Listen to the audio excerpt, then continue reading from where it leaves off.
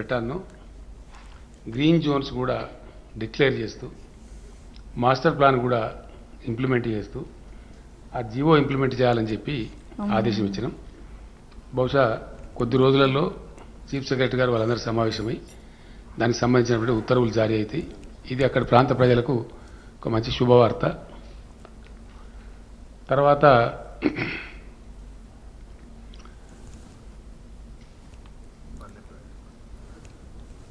మే 20 నుంచి జూన్ 5వ తేదీ వరకు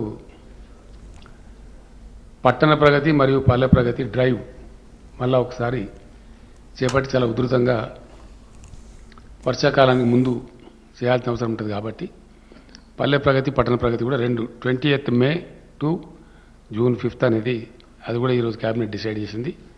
ఆ ప్రకారం దాన్ని ముందుకు పోవడం జరుగుతుంది. అట్లానే ఒక 6 ప్రైవేట్ యూనివర్సిటీలు హైదరాబాద్కు చాలా డిమాండ్ వస్తున్నది. దానికి సంబంధించి ఈరోజు ఇన్ ప్రిన్సిపల్ క్యాబినెట్ అప్రూవ్ చేసి వారికి అంటే ఒక అగ్రికల్చర్ యూనివర్సిటీ ఉంది, దాంట్లో పేర్లు ఐడియా ఉందా? నిక్మార్ ఉంది, ఇంకా చాలా ఉన్నాయి. అమిటీ ఉంది, CII confederation of Indian industry అని చెప్పి వాళ్ళు అది ఉంది, చాలా టాప్ ఇది ఉంది. గురునానక్ ఒకటి ఉంది, ఇంకోటి ఎంఎన్ఆర్ అని ఒకటి ఉంది. ఇవే కదా వచ్చినాయి కదా కరెక్ట్ పేర్లు. ఏమంటారు? కావేరి అగ్రికల్చర్ యూనివర్సిటీ, 5 ఏమో ఇవి. సంబంధిత మంత్రులే ఉత్తర్వులు జారీ చేయాలని చెప్పి కూడా క్యాబినెట్ అంటే వాళ్ళకుండే గైడ్ లైన్స్, ఇది విధానాలు, వాళ్ళ అప్లికేషన్ ఫార్మాట్స్ అని కరెక్ట్గా చూసి ఏ పద్ధతిలో ఇవ్వనో ఆ పద్ధతిలో వాళ్ళకి ఇవ్వమని చెప్పి కాన్ఫెడరేషన్ ఆఫ్ ఇండియన్ ఇండస్ట్రీ అట్లనే పెడతారు వాళ్ళు. దాని సాధ్యం అట్లాంటి కోర్సెస్ అంటే వాళ్ళు జిఎంఆర్తో ఏదో టైప్లో ఉన్నారు, అక్కడ ఏరో సిటీలో అక్కడనే పెడతారు అన్నట్టు. కావేరి అంటే 2-3 సీడ్ కంపెనీలు అంటున్నాయి. అవి గంగా కావేరి అని ఒకటి ఉంది, కావేరి అని ఒకటి ఉంది, వాళ్ళందరూ కలిసి అది పెట్టుకుంటారు. తర్వాత ఫార్మా యూనివర్సిటీ ఇమీడియట్గా ఫోర్స్లోకి తీసుకొని రావాలని, అది ప్రపంచంలోనే మొట్టమొదటిది కాబట్టి దానికి మొన్న ఇటీవల ఇండస్ట్రీస్ మినిస్టర్ తిరిగినప్పుడు కూడా అమెరికన్ కంపెనీస్ చాలా కూడా ముందుకు వచ్చినాయి దానిలో పార్ట్నర్షిప్ చేయడానికి, ఆ టెక్నికల్ నోహా అదంతా కూడా తీసుకోవడానికి చెప్పినాం. దేశంలోనే మొదటిసారిగా సివిల్ అవియేషన్ ప్రపంచవ్యాప్తంగా బాగా పెరుగుతూ ఉంది. ఇప్పుడు మన దగ్గర కూడా చాలా పెద్ద ఎత్తున పెరుగుతూ ఉంది. Now Hyderabad airport is the 4th largest airport in India. కోల్కతాను, మద్రాసును రెండింటిని, చెన్నైని రెండింటిని పక్కకు జరిపేసి number 1 is Delhi, number 2 is Mumbai, number 3 Bengaluru, number 4 Hyderabad. We are the 4th largest. భూభాగం దృష్ట్యా చూస్తే మనకు largest airport in India, larger than Delhi airport. ఢిల్లీది 5,000 ఎకరాలు ఉంది, మనదేమో 5,200 ఎకరాలు ఉంది శంషాబాద్ ఎయిర్పోర్ట్. సో వాళ్ళకి చెప్పిన ప్రకారంగా సెకండ్ రన్వే గురించి కూడా ఇమీడియట్ స్టెప్స్ తీసుకోమని చెప్పి జిఎంఆర్కి చెప్పినాం. మనకి ఇప్పుడు ఎగ్జాక్ట్లీ టెర్మినల్ ఏదైతే ఉందో టెర్మినల్కి సదరన్ సైడ్లో ఒక రన్వే ఉంది, ఎగ్జాక్ట్లీ టెర్మినల్ మధ్యలోకి వచ్చి నార్త్ సైడ్ ఇంకో రన్వే వస్తుంది అనమాట. సో అది కూడా హైదరాబాద్ ఎయిర్పోర్ట్లో సెకండ్ రన్వే పనులు స్టార్ట్ అవుతాయి. ప్లస్ 4th లార్జెస్ట్ ఎయిర్పోర్ట్ కింద వచ్చినాం కాబట్టి సివిల్ అవియేషన్ కోర్సెస్లో, సివిల్ అవియేషన్లో ప్రపంచవ్యాప్తంగా చాలా పెద్ద ఇండస్ట్రీ అవుతున్నది కాబట్టి దాన్ని బ్రహ్మాండంగా ముందుకు తీసుకుని పోమని చెప్పినాం. ఇది పాతదే కదా శ్రీనివాస్ గౌడ్ గారి, ఓల్డ్ అది అయిపోయింది. తర్వాత ఇంకో మెయిన్ డిసిషన్ ఈ యూనివర్సిటీలలో నియామకాలు అన్నీ కలిపి దాదాపుగా ఒక 3,500 పైచీలకు ఉన్నట్టున్నాయి. ఇది ఎవరికి వాళ్ళే చేయడంలో అక్కడ కొన్ని రకాల ఇబ్బందులు, కొన్ని ఆరోపణలు అవన్నీ కూడా వస్తూ ఉన్నాయి. వేరే రాష్ట్రాలు పరిశీలించినప్పుడు ఒక కామన్ బోర్డు విద్యాశాఖ ఆధ్వర్యంలో పెట్టి రిక్రూట్మెంట్ చేసి ఏ యూనివర్సిటీలో టీచింగ్, నాన్ టీచింగ్ సిబ్బంది ఎంత అవసరమో తెప్పించుకొని ఆ ప్రకారం ఫుల్ఫిల్ చేస్తారు. పబ్లిక్ సర్వీస్ కమిషన్ ద్వారా కానీ ఇతర మెకానిజం కానీ ట్రాన్స్పరెంట్గా పారదర్శకంగా చేసి ఆ రిక్రూటెడ్ స్టాఫ్ను వాళ్ళకు అలాట్ చేసేస్తారు. ఆ రకంగా అది కూడా ఇబ్బంది లేకుండా జరిగిపోతుంది. దాని తదనంతరం సమైక్య రాష్ట్రంలో అత్యంత బాధాకరంగా నలిగిపోయి చితికిపోయినటువంటి రంగం మన వ్యవసాయ రంగం. పూర్తి స్థాయిలో మైనర్ ఇరిగేషన్ వ్యవస్థ అంతా ధ్వంసం చేయబడి ప్రాజెక్టులు దశాబ్దాల తరబడి పెండింగ్ పెట్టి తెలంగాణ కోసం చేపట్టబడిన అనేక ప్రాజెక్టులు అబాండన్ చేసి అనేక రకాలుగా విధ్వంసం చేయడం ద్వారా తెలంగాణ రైతాంగానికి అప్పుడు భూగర్భ జలాలే దిక్కైనవి. కరువులు కాటకాలు అనేక ఇతరత్ర దీనివల్ల తెలంగాణ గ్రామీణ ముఖ చిత్రం మొత్తం చెల్లాచెదురైపోయి రైతుల ఆత్మహత్యలు కూడా చాలా భయంకరంగా జరిగినాయి. ఆకలి చావులు కూడా చాలా జరిగినాయి. సరే, అనేక దశాబ్దాల పోరాటం తర్వాత సాధించుకోబడ్డ తెలంగాణ రాష్ట్రంలో తెలంగాణ గ్రామీణ ఆర్థిక పరిపుష్టి కోసం చాలా పకడ్బందీ ప్రణాళికతోని టీఆర్ఎస్ ప్రభుత్వం అనేక కార్యక్రమాలు తీసుకున్నది. అందులో భాగంగా వ్యవసాయంలో అద్భుతమైన ఫలితాలు సాధించే దిశగా అనేక ఉద్దీపనలు ఆ రంగానికి ప్రభుత్వం సమకూర్చడం జరిగింది. ఆ ఉద్దీపనలలో భాగంగా గతంలో ఏంటంటే రెండు సమస్యలు బాగా పట్టిపీడించేటి రైతాంగాన్ని. ఒకటి నీళ్ల సమస్య, ప్రాజెక్టులు కాకపోవడం, కాలువల ద్వారా నీళ్లు రాకపోవడం, కరువు కాటకాలు సంభవించడం ఒక భాగం. రెండవ భాగం ఆ ఉన్న కొద్దిపాటి 600 నుంచి 900 ఫీట్ల లోతులోకి వెళ్ళి తీసుకునే భూగర్భ జలాలు కూడా కొద్దిపాటి అందుబాటులో ఉన్నా అవి తీసుకోవడానికి అవసరమైన కరెంటు చాలా అస్తవ్యస్తంగా ఉండి వందలు వేల సంఖ్యలో ప్రతిరోజు మోటార్లు కాలిపోవడం, తద్వారా రైతులు నష్టపోవడం, ఆ కరెంటు కోతల వల్ల వరి పంటలు ఎండిపోవడం, ఇట్లాంటి అనేక చాలా బాధాకరమైన దృశ్యాలు మనం కళ్ళారా చూసినాం. చాలా పెద్ద, అసలు సమ్మర్ వచ్చిందంటేనే ఒక భయోత్పాతమైన పరిస్థితి. రైతాంగం ఇప్పుడు కూడా అరిచేతిలో ప్రాణం పెట్టుకొని బతికే పరిస్థితులలో చాలా దీనావస్థలో ఉంది. అందువలన వ్యవసాయం చాలా ఘోరాతి ఘోరమైన పరిస్థితికి లోనైంది. దాన్ని తిరిగి పునరుజ్జీవింపజేయడానికి first step was taken by the government was mission Kakatiya. చాలా అద్భుతమైన ఫలితాన్ని ఇచ్చింది అది, చాలా చాలా అద్భుతమైన ఫలితాన్ని. అది సాంకేతికంగా భూగర్భ జలశాఖ, కేంద్ర జలవనరుల శాఖ వాళ్ళ నివేదికల్లో వెల్లడించారు. ఇండియాలో అత్యధికంగా భూగర్భ జలాలు పెంచిన రాష్ట్రం ఏది అంటే తెలంగాణ అని చెప్పడం జరిగింది. దానికి తోడుగా ఎలక్ట్రిసిటీని అద్భుతంగా తయారు చేసి, చాలా చాలా అద్భుతంగా తయారు చేసి క్లీన్ ఎనర్జీ సప్లై చేయడంలో, నాణ్యమైన విద్యుత్తును 24 అవర్స్ అన్ని రంగాలకు అందించడంలో తెలంగాణ గొప్ప విజయం సాధించింది. ఇంకా ఇప్పుడు మనకు రాబోయే రోజులలో యాదాద్రి 4000 మెగావాట్స్, ఎన్టీపీసీ కన్స్ట్రక్ట్ చేసినటువంటి 1600 మెగావాట్లు ఇయర్ 23లో మనకు అందుబాటులో రాబోతూ ఉంది. అండ్ ఇంకొక 5600 మెగావాట్స్ ఆఫ్ థర్మల్ పవర్ మనకు నెక్స్ట్ ఇయర్లో, ఇయర్ 23లో, 23 ఎండింగ్ అంటున్నారు వాళ్ళు, కొద్దిగా స్పీడ్ చేయమన్నాం కాబట్టి ఇంకో 5600 మెగావాట్లు కూడా మనకు యాడ్ కాబోతుంది. ఆ రకంగా విద్యుత్ పంపిణీ విధానంలో ఉండేటువంటి ఆ యొక్క అసమతుల విధానాన్ని సమతులం చేసి, అంటే డిస్ప్రపోర్షనేట్ సిస్టమ్ అంతా కూడా ప్రపోర్షనేట్ చేసి చాలా చక్కగా నాణ్యమైన విద్యుత్తు కోతలు లేకుండా, లో వోల్టేజ్ లేకుండా అందించడం వల్ల కూడా గణనీయంగా వ్యవసాయ ఉత్పత్తులు పెరిగిపోయినాయి. చాలా పెద్ద ఎత్తున రైతు, ఆ సీట్ ఏదది, అది విలేకరులకు అయింది కదా.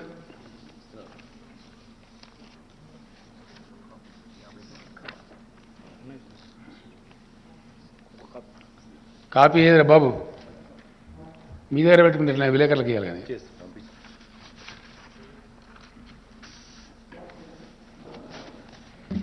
మన కోసం కాదు కదా, వాళ్ళ కన్సంప్షన్ కోసం ప్రింట్ చేసి మీరు. సో అట్లా జరిగింది. జరగడం ద్వారా ఏమైంది, చాలా అద్భుతమైనటువంటి వ్యవసాయ విస్తరణ జరిగింది. అద్భుతంగా రైతులు పంటలు పండిస్తున్నారు. గొప్ప పంటలకు ఆలవాలంగా తెలంగాణ తయారైంది. దానిలో ఉన్న పథకాలు నేను చరివిత చరవణం చేయను, కానీ పాసింగ్ రిమార్క్ చెప్పాలా. ఒకటి, ఆన్ గోయింగ్ పెండింగ్ ప్రాజెక్టులను సత్వరం పూర్తి చేయటం. 2, మిషన్ కాకతీయ వార్పుడ్ బేసిస్లో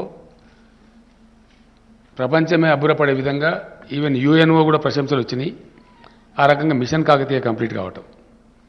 3, రీఇంజనీరింగ్ చేసి భారీ ప్రాజెక్టులకు శ్రీకారం చుట్టి అద్భుతంగా world's largest multi stage lift irrigation scheme Kaleshwaram record టైంలో కంప్లీట్ చేయటం, దాని ఫలితాలు కూడా అందుతూ ఉన్నాయి. వీటికి తోడుగా గత 3-4 సంవత్సరాలుగా భగవంతుని దయ వల్ల ప్రకృతి కరుణించి అద్భుతమైన వర్షపాతం కూడా దీనికి జోడైంది.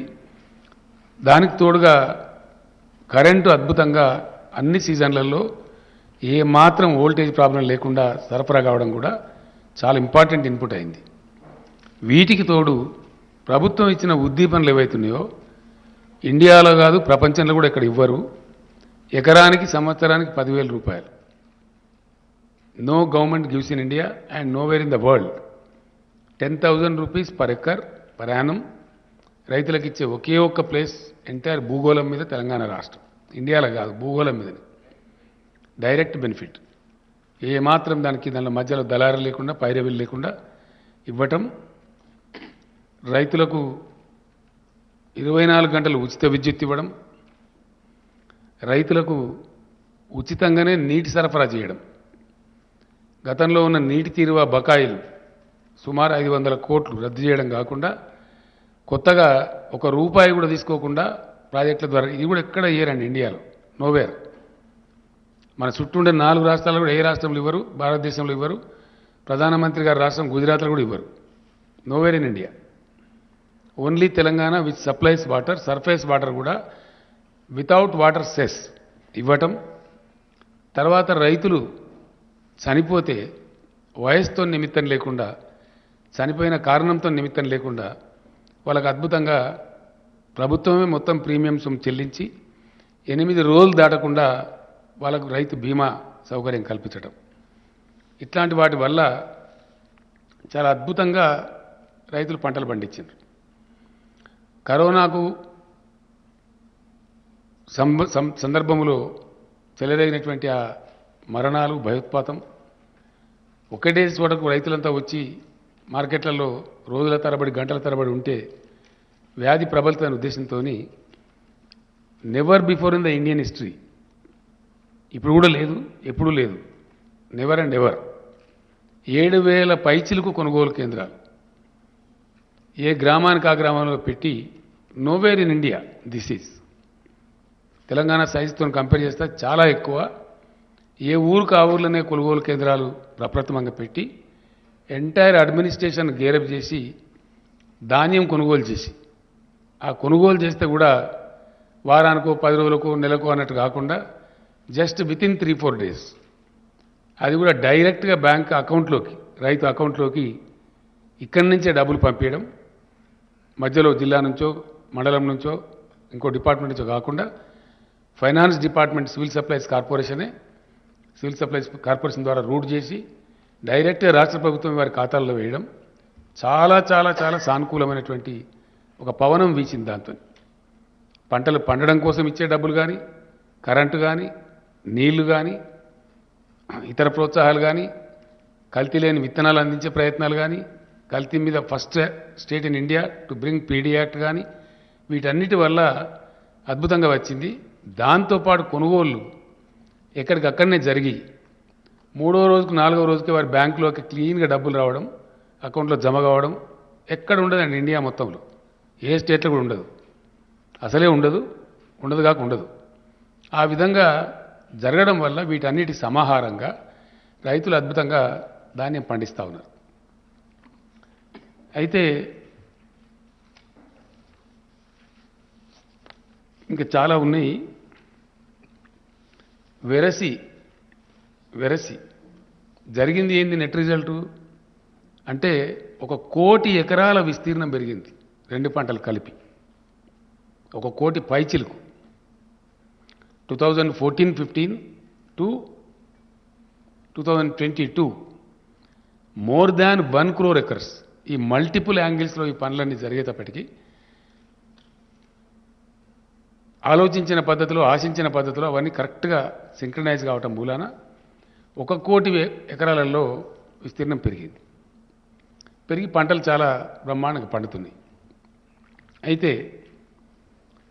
పూర్తి స్థాయిలో రైతు వ్యతిరేకంగా పనిచేస్తున్నటువంటి ప్రభుత్వం కేంద్రంలో ఉండటం భారత రైతాంగం యొక్క దురదృష్టం పూర్తి స్థాయిలో. ఎందుకంటే 13 నెలల పాటు లక్షలాది మంది రైతులు దేశ రాజధానిలో ధర్నా కూర్చున్న పరిస్థితి మనం చూసినాం. చివరికి ఆ చట్టాలు రద్దు చేసుకొని భారత ప్రధానమంత్రే క్షమాపణ వేడుకున్నటువంటి పరిస్థితి కూడా మనం చూసినాం. అంటే ఎంత దిక్కుమాలిన ఎంత దరిద్రం కొట్టు ప్రభుత్వం కేంద్రంలో ఉన్నదనే దానికి ఇది ఒక సంకేతం. అది యథాతథంగా మీ అందరూ ప్రత్యక్ష సాక్షులు దానికి. దానిలో ఏం డంబాచారం కానీ మిర్చి మసాలా వేసి నూరిన మాట కానీ ఏం లేదు. అది ఫ్యాక్ట్, హిస్టరీ. ఏది 13 నెలల పాటు నిరంతరంగా రైతులు ఉద్యమించటం దేశ రాజధానిలో, వాళ్ళని అనేక రకాలుగా తూలనాడి వాళ్ళని ఖాళిస్తాన్ ఉగ్రవాదులని ఇంకోటని ఆందోళన జీవులని అవమానపరిచి ఇన్సల్ట్ చేసి ఫైనల్గా ప్రధానమంత్రి క్షమాపణ చెప్పి ఆ చట్టాలు వాపసు తీసుకున్న పరిస్థితులు మనం చూసినాం. అట్లానే ఈరోజు వ్యవసాయ రంగాన్ని మొత్తం కార్పొరేట్లకు అప్పగించాలని ఒక బలమైన కుట్ర కేంద్రం చేస్తూ ఉంది. అంటే రైతులు వాళ్ళ భూములన్నీ కార్పొరేట్ కంపెనీలకు అప్పగించాలి, దానిలోనే జీతగాలుగా పనిచేయాలి. ఇది అల్టిమేట్ కుట్ర. దాన్ని దృష్టిలో పెట్టుకొని వ్యవసాయ రంగాన్ని కుదేలు చేయాలని చెప్పి అనేక దుర్మార్గాలు చేస్తూ ఉన్నారు.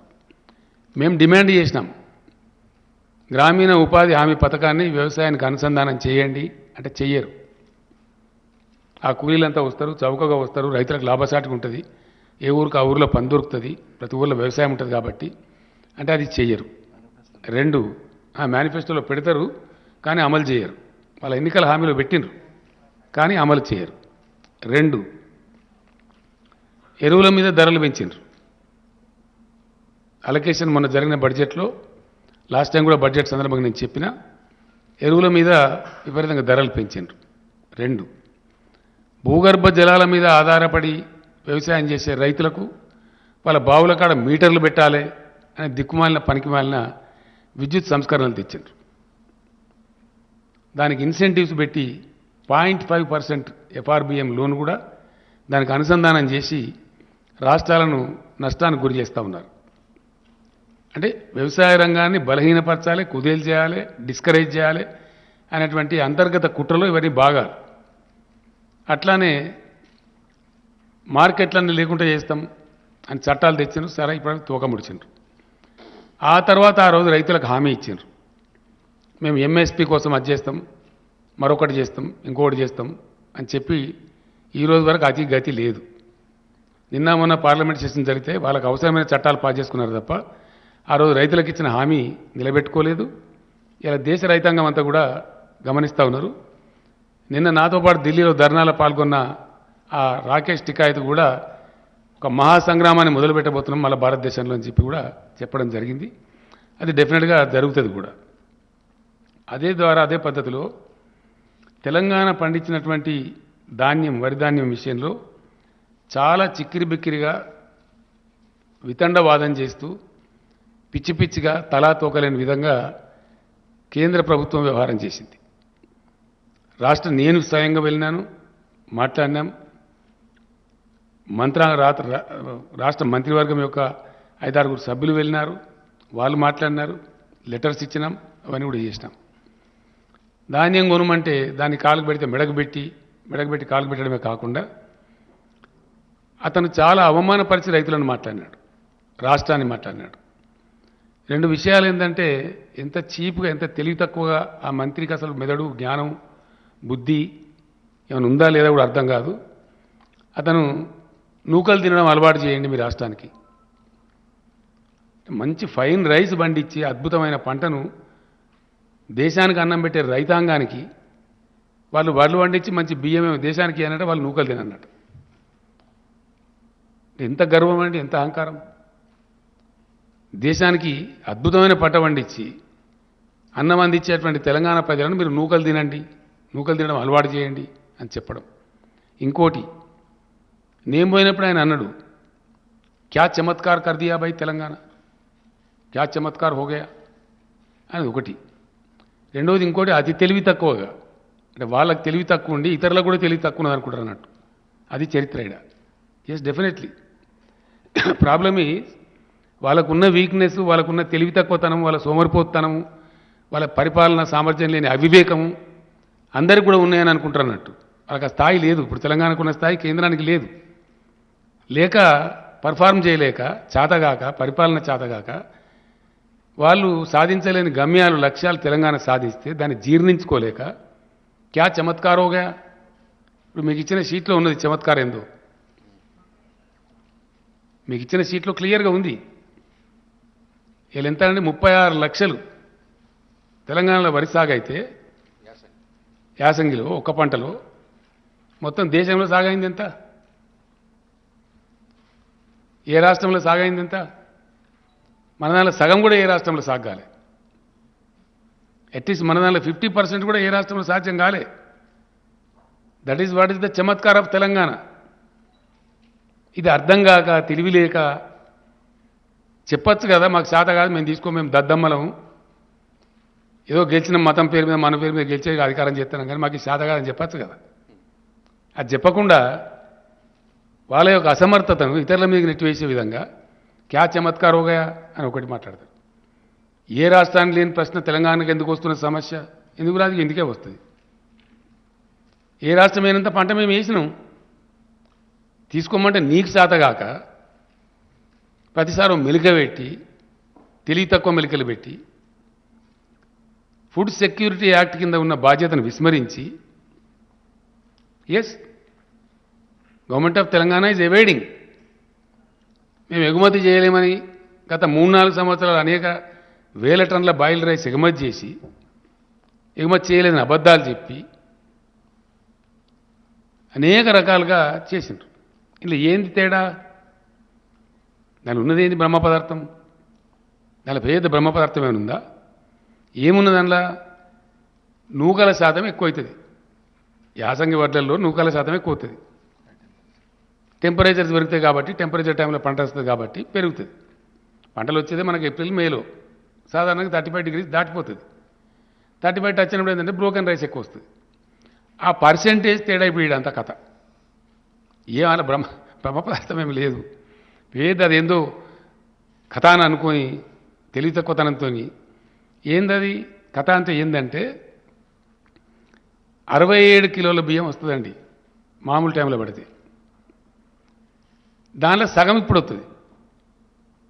100 కిలోల వడ్లు పట్టినట్టయితే అదే వర్షాకాలంలో వడ్లకేమో 67 కిలోల బియ్యం వస్తుంది. యాసంగి ధాన్యానికి ఏమొస్తుంది? 34-35 కిలోలు వస్తుంది. ఆ రాణి శాతం ఏదైతే ఉందో అది తేడా వస్తుంది. ఆ డబ్బు కేంద్రం భరించాలా? వాస్తవానికి ఎందుకు భరించాలా? దేనికోసం భరించాలా అంటే భారతదేశం యొక్క ఆహార భద్రత రాజ్యాంగ విహితంగా, రాజ్యాంగబద్ధంగా కేంద్ర ప్రభుత్వానికి అప్పచెప్పబడ్డది. కాబట్టి ఆ ఆహార భద్రత కాపాడేటప్పుడు ఆహార నిల్వలు పెట్టాలి దేశంలో. చాలా సింపుల్ విషయం ఇది. దీనిలో ఏదో పెద్ద బ్రహ్మ పదార్థం లేదు. ఆ బాధ్యత ఉంది కాబట్టే దానిలో నుంచి ఉద్భవించిందే ఫుడ్ కార్పొరేషన్ ఆఫ్ ఇండియా. ఆ ఫుడ్ కార్పొరేషన్ ఆఫ్ ఇండియా దగ్గర లక్షల కోట్ల టన్నులు స్టోర్ చేసి ఉంచేటువంటి సామర్థ్యం ఉంటుంది, శక్తి ఉంటుంది. ఇతర ఏ రాష్ట్రానికి కూడా ఆ స్టోర్ చేసే శక్తి సామర్థ్యాలు ఉండవు. టెంపరీ ట్రాన్సిట్ స్టోరేజ్ సామర్థ్యం ఉంటుంది తప్ప శాశ్వతంగా ఉండదు. కాబట్టి ఫుడ్ కార్పొరేషన్ ఆఫ్ ఇండియా ఈ పంటలు తీసుకొని దాన్ని మళ్ళీ వితరణ చేసే సందర్భంలో కొద్దిపాటి లాస్ వస్తే వస్తుంది, ఒక 5,000 కోట్లు 10,000 కోట్లు వస్తుంది, దాన్ని భరించాలి. కొన్ని సందర్భాల్లో ప్రపంచంలో కరువు వచ్చినప్పుడు ఎక్స్పోర్ట్ చేస్తే లాభం కూడా వస్తుంది. కొన్నిసార్లు లాభం వస్తుంది, కొన్నిసార్లు నష్టం వస్తుంది. అది మేము భరించలేము అని చెప్పలేక భరించరు. ఎందుకంటే దానిలో సీక్రెట్ ఉంది. సీక్రెట్ ఏంది? తెలివి తక్కువ ప్రభుత్వం కేంద్రంలోది. ఇప్పుడు ఎంత తెలివి తక్కువ, ఎంత దుర్మార్గమైన, ఎంత హీనమైన, నీచమైన ప్రచారాలు చేస్తారండి. ట్యాక్సేషన్లో 2 భాగాలు ఉంటాయి, కేంద్ర పన్నులు, రాష్ట్ర పన్నులు. డెఫినెట్గా కేంద్రం ఈ పన్నులు వసూలు చేయాలా, రాష్ట్రాలకు ఈ పన్నులు వసూలు చేసుకోవాలని ఉంటుంది. దానిలో ఇప్పుడు పెట్రోల్ డీజిల్ మీద రాష్ట్రానికి కూడా కొంత ఉంటుంది, వ్యాట్ వేసుకునే అవకాశం ఉంటుంది.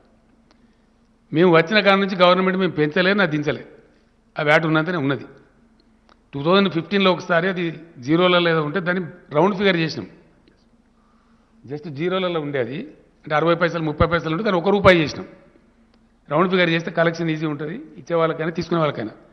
అంతకుమించి తెలంగాణ వచ్చిన కానీ తెలంగాణ చరిత్రలో పెట్రోల్ మీద డీజిల్ మీద మేము పైసా పెంచలే, యాజ్ ఇట్ ఈజ్ ఉన్నాయి రేట్లు, స్టేట్ ట్యాక్స్. కానీ సెంటరు రోజుకు రూపాయి, రోజుకు బారాన, రోజుకు ₹1 పెంచి దానికి ఏం ప్రచారం చేస్తారండి? స్టేట్ ట్యాక్స్ తగ్గించానట. మరి నువ్వెందుకు పెంచాలా? నువ్వు దేనికోసం పెంచుతున్నావు నాకు అర్థం కాదు. స్టేట్ ట్యాక్స్ తగ్గించాలని నువ్వు చెప్తున్నావు, నువ్వు పెంచాలా మేము తగ్గించానా? అంటే నీ జేబు నిండాలి, మా జేబు ఖాళీ కావాలి. దీని అనుకున్న ఫిలాసఫీ ఏందండి? భారతీయ జనతా పార్టీ, ఆర్ఎస్ఎస్ వాళ్ళ యొక్క ఫిలాసఫీ ఏంటంటే బలమైన కేంద్రం, బలహీనమైన రాష్ట్రాలు. వీళ్ళు ఆర్థికంగా దివాలా తీయాలి, రాష్ట్రాలు చిప్పబట్టుకొని నిలబడాలి లైన్లా, వాళ్ళ చెప్పు చేతలలో ఉండాలి. అంటే ఇది ఫెడరల్ సమాఖ్యకు పూర్తి విరుద్ధమైనటువంటి, టోటల్ అగెనిస్ట్ ఉండేటువంటి ఒక దిక్కుమాలిన సిద్ధాంతం. ప్రజాస్వామ్యం యొక్క పరిణతి, మెచ్యూరిటీ ఆఫ్ డెమోక్రసీ, ప్రజాస్వామ్య పరిణతి పెరిగిన దేశాలలో సెంటర్ నుంచి పవర్స్ డెవల్యూట్ అవుతాయి రాష్ట్రాలకు, రాష్ట్రాల నుంచి లోకల్ బాడీస్కు ట్రాన్స్ఫర్ అవుతాయి. అది టైర్ విధానం. అధికారాలను రాష్ట్రాలకు ఇవ్వాల్సింది పోయి కాంకరెంట్ లిస్టు పేరు మీద మొత్తం రాష్ట్రాల అధికారాలు కబలిస్తూ బలమైన కేంద్రం, బలహీనమైన రాష్ట్రాలు అనే ఒక సిగ్గుమాలిన సిద్ధాంతం పట్టుకొని, పనికిమాలిన యాంటీ ఫెడరల్ సిద్ధాంతం చుట్టూ వేలాడుతూ కొనసాగించే దుష్ప్రచారం ఏంది? స్టేట్ ట్యాక్స్ తగ్గించమనండి, పెట్రోల్ రేట్లు తగ్గుతాయి. మరి నువ్వెందుకు ఇస్తున్నావు? ఒకవేళ భారత ప్రభుత్వం యొక్క నీతి సామాన్య ప్రజలకు తక్కువ ధరలకే పెట్రోల్ డీజిల్ అందించాలని అయితే పెంచద్దు కదా. నువ్వు పెంచి రాష్ట్రాన్ని తగ్గించమని ఎట్లా అంటావు? నీకు ఏ నోరుతోనంటావు? నీ నోరా మోరా? What it is? నువ్వు పెంచకుండా ఉండి నువ్వు తగ్గించమంటే నువ్వు గొప్ప నువ్వు అవుతావు. నేను పెంచుతా, నువ్వు తగ్గియాల. ఇది నీతా? ఇటువంటి సిద్ధాంతంతో ఫుడ్ సెక్యూరిటీ బాధ్యత మీ మీద ఉండంగా కూడా దాని నుంచి తప్పించుకుంటూ, దాని నుంచి పారిపోతూ, వెన్ను చూపుతూ చేసే అరాకిరి ఏందండి? కిరికిరి ఏంది? ఏమవుతుంది ఇప్పుడు? ఏదైతే 30% నూకలు వస్తాయో, 32%, 67 అయితే సగం వస్తాయి కదా, దాని మీద వచ్చే నష్టం భరించాలి ఆ గ్యాప్. దానికి ఇంత గగ్గోలు పెట్టి గందరగోళం ఎత్తి కేంద్ర మంత్రులు ఎల్లయ్య మల్లయ్య, వాడేవాడో చెప్ప, వీడేవాడో రాను, ఇదా? ఇది ఒక గింత పెద్ద దేశాన్ని పరిపాలించే ప్రభుత్వం యొక్క నీతి? భారత రైతుల ఏడలు అవలంబించాల్సిన పద్ధతి ఇది. దీనికోసం మోరిల్లాగా నోర్లు పెట్టుకొని పచ్చి అబద్ధాలు మాట్లాడుతున్నామని తెలిసి ఆత్మవంచన చేసుకొని ఇన్ని అరుపులు, పెడబొబ్బలు, ఇన్ని కథల? ఎస్, యాజ్ ఎ స్టేట్ నీ బాధ్యతను గుర్తు చేయడం మా కర్తవ్యం. It is the duty of the government of India to maintain the buffer stocks in the interest of the food security of the country, which you are forgetting, which you are escaping, which you are running away. అది గుర్తు చేయడానికి as a స్టేట్గా మేము గడబడి చేస్తాం కదా, demand చేస్తాం కదా, అడిగినాం. Final నిన్న ఢిల్లీలో పోయి కూడా ఎక్స్పోజ్ చేసినాం. భారత ప్రజల ముందు ఈ ప్రస్తుత భారత ప్రభుత్వాన్ని దోషిగా నిలబెట్టాలి. ఎస్, కాబట్టి ఆ ప్రయత్నం కోసం ఢిల్లీ పోయి కూడా నిన్న సఫిషియెంట్గా ఎక్స్పోజ్ చేసినాం 100%. అక్కడనే నేను నా ఉపన్యాసంలో కూడా చెప్పిన, నేను అడిగిన అక్కడ స్ట్రేట్గా सीरियस क्वेश्चन अड़िना నేను एक राज्य का छोटा सा डिफरेंस में दान खरीदने के लिए, तेलंगाना दान खरीदने के लिए क्या इतना बड़ा केंद्र सरकार के पास धन नहीं है या प्रधानमंत्री जी का मन नहीं है? ఏం లేదు మన్ నహీ హై. పెద్ద పెద్ద బడా బడా ఘరానా డకెయిట్ గాళ్ళు వేల కోట్లు ముంచుతారు ఒక్కొక్క బ్యాంకును. వాళ్ళని కాపాడుతుంది ఈ ప్రభుత్వం. నరేంద్ర మోడీ గారి ఘనత వహించిన ప్రభుత్వంలో అత్యధికంగా సాధించిన ప్రగతి ఏంటంటే బ్యాంకు దివాలాలు తీర్చడం, వాళ్ళు సేఫ్గా పోయి లండన్లో ఉండడం. వాళ్ళని అరెస్ట్ చేయడానికి పోతే ఇదే కేంద్ర ప్రభుత్వ పెద్దలు ఫోన్లు చేసి వాళ్ళని వాపసు పిలిపియడం. అవన్నీ ఉన్నాయి, డాక్యుమెంట్స్ వచ్చినాయి, ప్రూఫ్స్ ఉన్నాయి. త్వరలోనే వీళ్ళ మొత్తం పాపాల పుట్ట బయట పెట్టబోతాం. ఎస్, ఏవైతే లండన్లో మంచిగా పిక్నిక్లు ఉన్నారో వీళ్ళ మిత్రులు ఈ కార్పొరేట్ గద్దలు, వాళ్ళని అరెస్ట్ చేయడానికి సిబిఐ అధికారులు పోతే వాళ్ళని వాపసు పిలిపించారు. పిలిపించడంలో పేర్లు అవన్నీ ఉన్నాయి, త్వరలోనే బయట పెడతాం డాక్యుమెంట్స్, ఢిల్లీ రాజధానిలో పెడతాం. సో ఇవన్నీ చేసుకుంటూ వేల లక్షల కోట్ల రూపాయలు, ఎంతనండి ఇప్పటి వరకు 10.5 లక్షల కోట్ల రూపాయలు మాఫీలు చేశారు సావుకారులకు, సేట్లకు, బడా కంపెనీలకు, ఈ బ్యాంకుల మోసాలు చేసేటోళ్లకు. ఇప్పుడు తెలంగాణలో వచ్చే డిఫరెన్స్ ఏంది? ఒక 3,000 3,500 కోట్లు వస్తుంది యాసంగి ధాన్యం మొత్తం కొంటే, అంతేనా కమలాకర్? 3 నుంచి 3,500 కోట్లు వస్తుంది. ఒక 3,500 కోట్లు 60 లక్షల మంది రైతులకు సంబంధించి, ఒక రాష్ట్రానికి సంబంధించి భరించలేని కేంద్రం ఒకడే దొంగ 21,000 కోట్లు మోసం చేస్తాడు, ఒకడు 18,000 కోట్లు చేస్తాడు. వాళ్ళని మాత్రం ఏమన్నది నిక్షేపంగా ఉంటుంది. ఒక అదానీ గ్రూప్కి ఈ మధ్య 12,000 కోట్లు మాఫీ చేశారు. ఈ మధ్యన పేపర్లోనే వచ్చింది, మీరే రాసిన వార్తలు. అది శాతనవుతుంది కానీ ఈ రైతుల కోసం ఒక 1,500 2,000 కోట్లు 3,000 కోట్లు పెట్టుమంటే అది శాత కాదు. దానికి వీరంగాలెత్తుడు, అరుపులు, పెడబొబ్బలు, కుట్రలు, అరాకిరి మాటలు, పనికిమాలిన దిక్కుమాలిన ఆరోపణలు, క్యా చమత్కారోగానుడు, రీసైక్లింగ్ చేస్తున్నారు అనుడు. రీసైక్లింగ్ చేస్తుందా గవర్నమెంట్? ఎక్కడ చేస్తారా? సాధ్యమే పనేనా? మాకేం పని లేదా? ఓ కేంద్ర మంత్రి మాట్లాడతాడు ఈ మాట, ఇంత పెద్ద భారతదేశం యొక్క మంత్రి. అంటే ఎంత నీచంగా, నికృష్టంగా రైతాంగం పట్ల, దేశ ప్రజల పట్ల ఎంత బాధ్యతారహితంగా కేంద్రం ఉన్నదనే దానికి ఇది ఒక సంకేతం. సో ఏ విధంగా ఉన్నది, ఎన్ని రకాలుగా ఉన్నది, ఎంత బహుముఖీనంగా ఉన్నది, వీళ్ళ యొక్క దుర్మార్గమైనటువంటి రైతు వ్యతిరేక విధానం అనేది ఎక్స్పోజ్ చేయాలని చెప్పి మేము సఫిషియెంట్గా చేసినాం. డెఫినెట్గా నేను ఢిల్లీలో నా స్పీచ్లో నేను చెప్పిన, మీరు ఈయనంత మాత్రాన హమారే కిసానంకు హమ్ గంగామే నై డూబ్ దెంగే, మేము ఎట్లా కాపాడుకుంటాం, మీకు ఎట్లా తెలియలేదు, మేము కాపాడుకుంటాం, మాకు ఆ ధైర్యం ఉంది, అవసరం వస్తే ఒక పూట ఉపాసం ఇంకొక ఖర్చు తక్కువ చేసుకుంటాం అని కూడా చెప్పిన నేను. దాని ప్రకారంగానే ఈరోజు క్యాబినెట్లో సాకల్యంగా విషయాన్ని చర్చించినాం. రైతాంగానికి మేము చెప్పినాం ఏమని, వెయ్యకండి, దుర్మార్గమైన కేంద్రం ఉంది, చక్కదనం లేదు వీళ్ళది, వీళ్ళ వ్యవహారం సరిగా లేదు, కేంద్రంలో ఒక విధవ పనికిమాలిన గవర్నమెంట్ ఉంది, కాబట్టి మీరు ఇతర పంటలు వేసుకోండి అని చెప్పినాం. చెప్తే పాపం చాలా వరకు 20 లక్షల వ్యవసాయం తగ్గిపోయిందండి. ఆల్మోస్ట్ 55 lakhs to 30 lakhs వచ్చింది. అంటే 36 ఉంది, దానిలో ఒక 3 లక్షలు సీడ్కి పోతుంది, ఒక దాదాపు 2-2.5 లక్షలు రైతులు తినడానికి ఉంచుకుంటారు సాధారణంగా. అంటే సరాసరి ఒక 20 లక్షల ఎకరాలలో వరి పంట తగ్గేయగలిగినాం మేము ఎఫర్ట్ చేసి. ఆ టైంలో ఇక్కడ ఉండబడే బీజేపీ మేము కొంటాము, మీరు ఎంత నెయ్యండి, కేంద్రమే ఉంటుంది అని వీరంగాలు ఎత్తి ఓ దుర్మార్గమైన దుష్ప్రచారం చేశారు. కొంతమంది పాపం ప్రత్యామ్నాయం లేక 100 పొలాల నుండి వాళ్ళు వేసుకున్నారు, వెరసి మొత్తం మీద పంట వేసుకున్నారు. వేసినారు కాబట్టి ఇప్పుడు ఈ కేంద్రం ఈ చిన్నపాటి డిఫరెన్స్ మేము భరించము, మా వల్ల కాదని చేతులు ఎత్తేసారు. మేము చివరి దాకా ప్రయత్నం చేసినాం. ఇప్పుడు పంటలు వచ్చేస్తున్నాయి, ఆల్మోస్ట్ ఫుల్ స్పీడ్లో కోతలు స్టార్ట్ అయిపోయినాయి ముమ్మరంగా. కాబట్టి తెలంగాణ రైతాంగాన్ని ఫ్రీ సబ్సిడీ కోసం మేము ఇచ్చే ఖర్చు 12,000 కోట్లండి ఎలక్ట్రిసిటీ బోర్డుకు. రైతు బంధు కోసం రాష్ట్ర ప్రభుత్వం చేసే ఖర్చు 15,000 కోట్లు. రైతు బీమా కోసం మేము పెట్టే ఖర్చు 1,600 కోట్లు. నీటి తీర్వాలు గిటి తీర్వాలు తీసుకోకుండా ఫ్రీ వాటర్ సప్లై చేస్తాం, తద్వారా కొంత నష్టం వస్తుంది. ఇన్ని రకాలుగా రైతాంగాని కోసం ఖర్చు చేసి తెలంగాణ గ్రామసీమలలో ఆనందం రావాలి, రైతు బాగుంటే ఆయన చుట్టూండే పనిముట్లు చేతి వృత్తుల వాళ్ళు కూడా బాగుంటారు, కుల వృత్తుల వాళ్ళు బాగుంటారు, గ్రామంలో ఒక సంతోషకరమైన వాతావరణం వస్తుంది చేసిన ప్రయత్నాన్ని ఈ శిలరమలర కేంద్ర ప్రభుత్వం తినాకరిస్తే మేము మా రైతాంగాన్ని చెడగొట్టుకోదలుచుకోలేదు. డెఫినెట్గా ఈ యాసంగి వడ్లను ఒక గింజ కూడా లేకుండా రాష్ట్ర ప్రభుత్వమే కొనుగోలు చేయాలని చెప్పి cabinet has taken a decision. దానికి ఆ వచ్చే వ్యత్యాసం ఎంత, ఆ వ్యత్యాసానికి మేము భరించాల్సింది ఎంత అనే దానికి ఒక 4 ఎక్స్పర్ట్స్ దాంతో చీఫ్ సెక్రటరీ ఆధ్వర్యంలో ఒక కమిటీ వేసినాం. ఆ కమిటీలో చీఫ్ సెక్రటరీ గారు, ఫైనాన్స్ సెక్రటరీ గారు, అగ్రికల్చర్ సెక్రటరీ గారు, ఇరిగేషన్ సెక్రటరీ గారు. ఇరిగేషన్ సెక్రటరీ గారు గతంలో సివిల్ సప్లైస్ కమిషనర్ కూడా పనిచేసిండు, ఆయనకు అనుభవం ఉంది.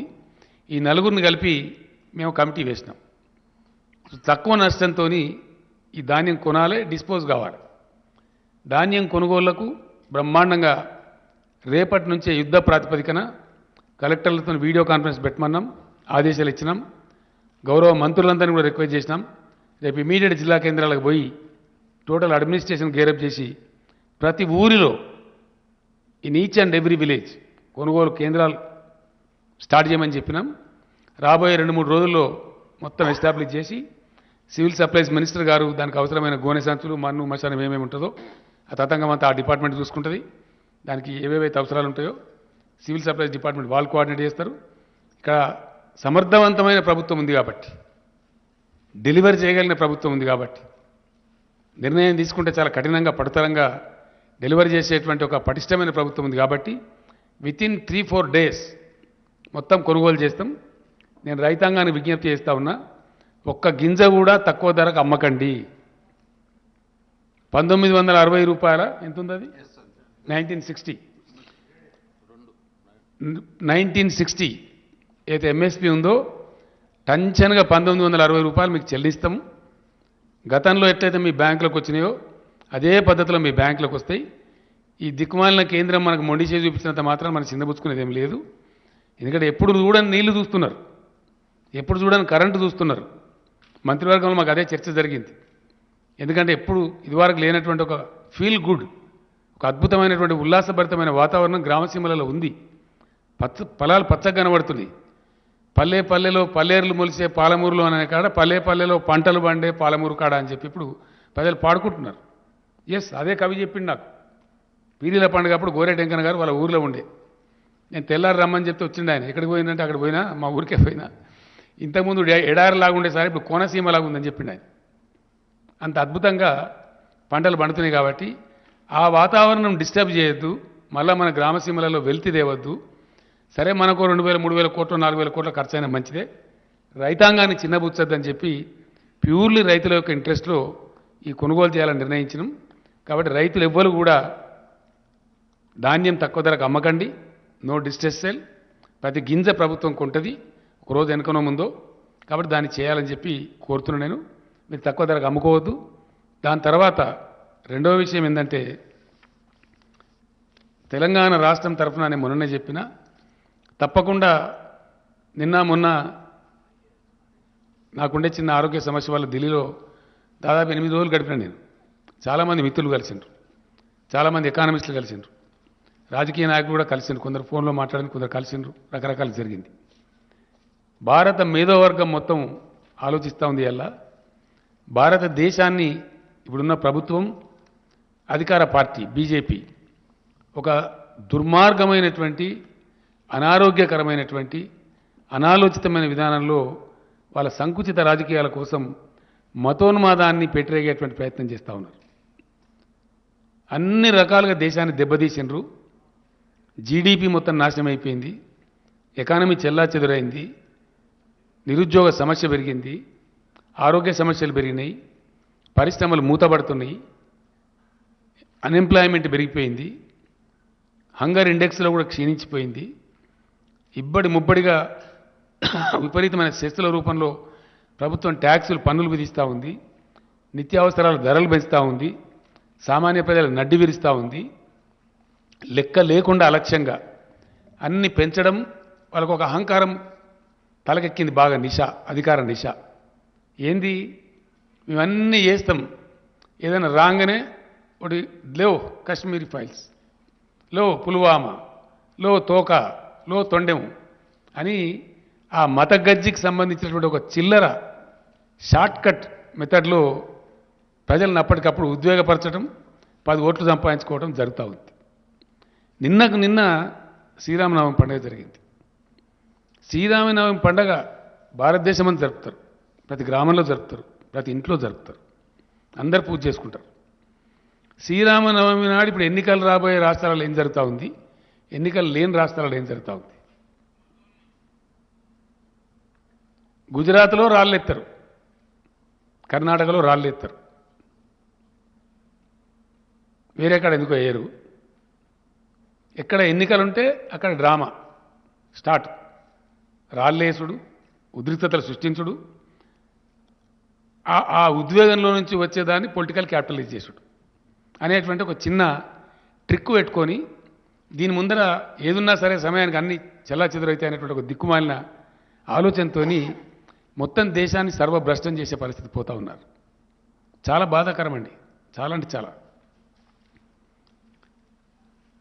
అద్భుతమైనటువంటి నగరం మన బెంగళూరు నగరం. అనేక ప్రభుత్వాల యొక్క కృషి ఫలితంగా అది సిలికాన్ వ్యాలీ ఆఫ్ ఇండియా అయింది. 30 లక్షల మందికి డైరెక్ట్గా ప్రత్యక్షంగా ఐటీ ఉద్యోగాలు దొరుకుతాయి. మరో 30 లక్షల మందికి ఆల్మోస్ట్ ఇండైరెక్ట్ ఉద్యోగాలు దొరుకుతాయి. అంత అద్భుతమైనటువంటి రాష్ట్రంలో చాలా అయిందా time? Just 2 minutes, 5 to 7. Yeah, ఆ రకంగా ఉన్నటువంటి రాష్ట్రంలో 6 రకాల నిషేధాలు ప్రభుత్వం ఉత్తర్వులు ఇస్తాయండి. హిజాబు నిషేధము, హలాల్ మాంసం నిషేధము, ముస్లింలు నడిపే వాహనాలు ఎక్కద్దు, ముస్లింల షాపులలో ఖరీదు చేయొద్దు, ఇంకేదో దిక్కుమాలింది అండి పనికిమాలి. దీని బ్యాక్లాష్ ఏముంటుందండి? మొన్న కువైట్ దేశంలో 11 మంది పార్లమెంట్ సభ్యులు ఆ ప్రభుత్వానికి రాసిండ్రు, కిక్అవుట్. అక్కడ ఆ దేశంలో వ్యవహారం బాగాలేదు, వాళ్ళు మన దగ్గర ఉంటే కూడా దుర్మార్గంగా ఉంటుంది, వీళ్ళని ఎలగొట్టండి అని చెప్పి మాట్లాడుతున్నారు. అట్లా దాదాపు దేశం నుంచి 13 కోట్ల మంది ప్రజలు వివిధ దేశాల్లో బ్రతుకుతున్నారు. అనేక ఉద్యోగాలు, చిన్న చిన్న వ్యాపారాలు ఏదో చేసుకొని బ్రతుకుతున్నారు. ఒకవేళ ప్రపంచం వాళ్ళందరినీ తరిమేస్తే ఈ భారతీయ జనతా పార్టీ వాళ్ళని పోషిస్తుందా? వాళ్ళకి ఇండియాలో ఉద్యోగాలు ఇస్తారా? ఏం జరగబోతుంది? ఉన్న పరిశ్రమలు మూతపడితే ఇలా పరిశ్రమలో పనిచేసే కార్మికుల గత్యం కావాలా? ఉన్న ఐటీ పరిశ్రమ బిస్తర్ కడితే ఐటీ ఉద్యోగుల గత్యం కావాలా? పెట్టుబడిదారులు విముఖత చూపితే, పెట్టుబడుల వెలువ రాకపోతే, కొత్త ఉద్యోగాల కల్పన జరగకపోతే ఈ నిరుద్యోగ యువత యొక్క ఆశలను ఎటుపోవాలా? దేశం చిన్నాభిన్నమైతే మళ్ళీ సంభాళించుకోవడానికి కనీసం 100 సంవత్సరాలు పడుతుందండి. ఈ చిన్న మతపిచ్చితోని, చిన్న ఉద్వేగాలతోని, అప్పటికప్పుడు కలిగే తాత్కాలిక రాక్షస ఆనందంతో దేశం కోల్పోయేది చాలా ఎక్కువ. దేశం అతి భారీ మూల్యం చెల్లించక తప్పదు. ఎస్, ఇది చరిత్ర చెప్పిన సాక్ష్యం. ఎన్నో ఘటనలు ఉన్నాయి. కాబట్టి ఈ ఉన్మాదుల చేతిలో పడి దేశ యువత, దేశ మేధావులు కొట్టుకొని పోతే 100 సంవత్సరాలు భారతదేశం వెనకపోతుంది. 100 సంవత్సరాలు, ఒక century. Country is going to lose a century which is disastrous, which is unwanted, undesirable. కాబట్టి దేశ ప్రజలు ఈ ఉన్మాదులు, ఈ దుర్మార్గులు చేసేటువంటి ఈ కుటిలమైనటువంటి, కుచితమైనటువంటి విషయాలు వాళ్ళు గ్రహించి తప్పకుండా తమను తాము రక్షించుకునే దిశగా భారతదేశం కదలాలి. ఇది బుద్ధిజీవుల దేశం. డెఫినెట్లీ నేను బలంగా నమ్ముతాను, ఇండియా రియాక్ట్స్. ఇండియా బుద్ధు దేశం కాదు, బుద్ధిజీవుల దేశం. యాజ్ అండ్ వెన్ గివెన్ తప్పకుండా భారత ప్రజ తిప్పి కొడుతుంది, గిల్లి పడేస్తుంది. మేమేదో ఇవాళ ఉన్నామని అహంకారపూరిత మాటలు మాట్లాడి రాష్ట్రాల నుంచి వచ్చే మంత్రులను, రాష్ట్ర ప్రభుత్వాలను అరాకిరిగా మాట్లాడి, ఇష్టం వచ్చిన కథలు మాట్లాడి మేము నడిపించగలుగుతాం అనుకుంటే హిట్లర్లు, ముస్సోలినీలు, నెపోలియన్లే పోయిన చరిత్రలో. అంతకన్నా గొప్పలు కాదు వీళ్ళు. అందుకు సంబంధించి తప్పకుండా తెలంగాణ రాష్ట్రం నుంచి భారతదేశాన్ని చైతన్యపరచడంలో, దక్షిణ భారతదేశాన్ని చైతన్యపరచడంలో ఏదైతే నేను ప్రముఖ పాత్ర వహిస్తాను చెప్పినో తప్పకుండా ఆ పోరాటాన్ని బాగా ఇంటెన్సిఫై చేస్తాం. ఎస్, నేను నాకు రైతు నాయకులు ఇక్కడ కలిసినరు, మాట్లాడినరు. భారతదేశానికి ఇవాళ భారతదేశ రైతులు ఇప్పటికే సతమతమవుతా ఉన్నారు ఒక పర్ఫెక్ట్ పాలసీ లేక. ఆ రైతాంగానికి దిక్కు దివాణం లేకుండా అయిపోయింది. వాళ్ళని బికారులుగా చూస్తూ ఉన్నది ఈ ప్రభుత్వం, గతి లేని వాళ్ళుగా చూస్తూ ఉంది. ఏం చేస్తారు మమ్మల్ని అని అనుకుంటా ఉంది. ఏం చేసినారు? మీ మెడలే వంచి ప్రధానమంత్రితోనే క్షమాపణ చెప్పించారు. అది మర్చిపోవద్దు, జాగ్రత్త. ఇండియా రాజ్యాంగపరమైన రక్షణలు ఇస్తూ, మినిమం సపోర్ట్ ప్రైజ్కు రాజ్యాంగ రక్షణ ఇస్తూ, రైతుకు ఇంటిగ్రేటెడ్ న్యూ అగ్రికల్చర్ పాలసీ రావాలి ఈ భారతదేశంలో. ఒక integrated new agriculture policy of India రావాల్సిన అవసరం ఉంది. డెఫినెట్గా దాన్ని నేను పిలుస్తున్న ఎకానమిస్టులను కూడా చాలామందిని, అశోక్ గులాటి గారు కూడా వస్తామన్నారు, దాన్ని మొత్తం ఆ రైతు నాయకులు కూడా వస్తామన్నారు. త్వరలోనే హైదరాబాదులో మొత్తం భారత రైతాంగానికి సంబంధించిన అన్ని రాష్ట్రాల రైతు ప్రతినిధులను, ఢిల్లీలో ఉద్యమం నిర్వహించిన రైతు సంఘాలను హైదరాబాద్కే పిలిపించి ఇక్కడ వర్క్షాప్ పెట్టి ఆ పాలసీ ఇక్కడ డిక్లేర్ చేస్తాం. గవర్నమెంట్ ఆఫ్ ఇండియా దానికి కర్మ బాగుంటే అడాప్ట్ చేస్తారు, అడాప్ట్ చేయకపోతే వీళ్ళని పక్కకు జరిపి భారత రైతాంగమే గిల్లి పారేసి ప్రత్యామ్నాయ ప్రభుత్వం తెచ్చుకుంటారు. మంచి ఆనందపూర్వకమైనటువంటి న్యూ అగ్రికల్చర్ పాలసీ ఆఫ్ ఇండియాను ఇంప్లిమెంట్ చేసుకుంటారు. అప్పుడు కలకలలాడే భారతదేశం ఉంటుంది, ఇట్లా వెలవెలవే భారతదేశం ఉండదు. రైతులు బికారులు ఉండే భారతదేశం ఉండదు, రైతులు ఇంత హీనంగా చూడబడే భారతదేశం ఉండదు. దానికోసం కూడా భగవంతుడు నాకు ఇచ్చిన సర్వశక్తులు ధారబోసి ప్రయత్నం చేస్తాం, ఆ విధంగా ముందుకు పోతాం. Thank you. No more questions today because నాకు సీజే గారితో అపాయింట్మెంట్ ఉంది. Will meet tomorrow or day after. Thank you.